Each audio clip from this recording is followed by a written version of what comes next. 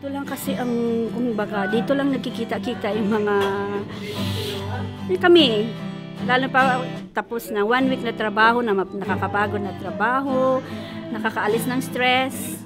Dito, siyempre may pag-misa lang talaga, nakapag-pray kami, nakapag ano ng aming sama ng loob. Good afternoon.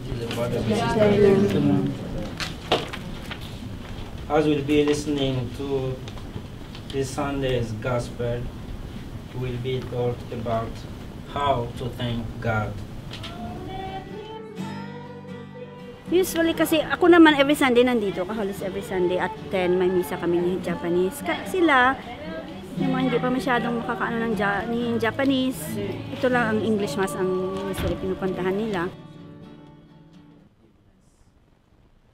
Ang mangyayari ngayon, pakiano na lang ng mga cheers! Boys! Uy, kumusta na kayo?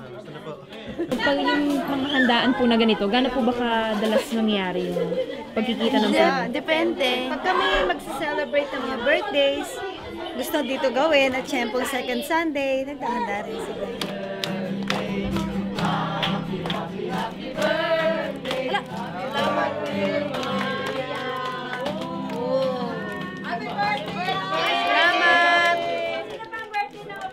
So, gano'n katagal ka na rito? 2 months pa lang. 2 months? 2 months. Kumusta naman so far? Okay naman. Pero laki rin pagkakaiba sa Pinas eh. Kasi dito, napakatahimik eh. Isa sa kwanto parang nagpapatanggal ng kalungkutan sa pamumulila sa pamilya. Kasi napakahirap din ng kalagayan dito na mag-isa ka. Wala kang kwan eh. Puro wala kang ibang masahan, mga Pinoy, mga kaibigan.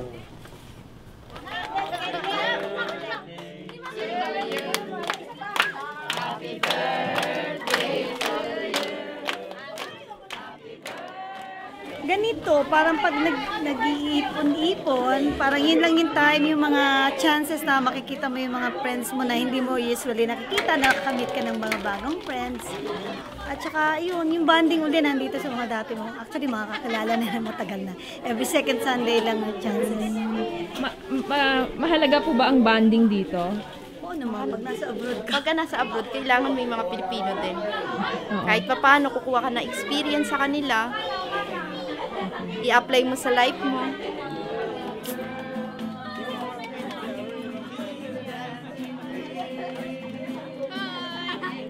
Hi!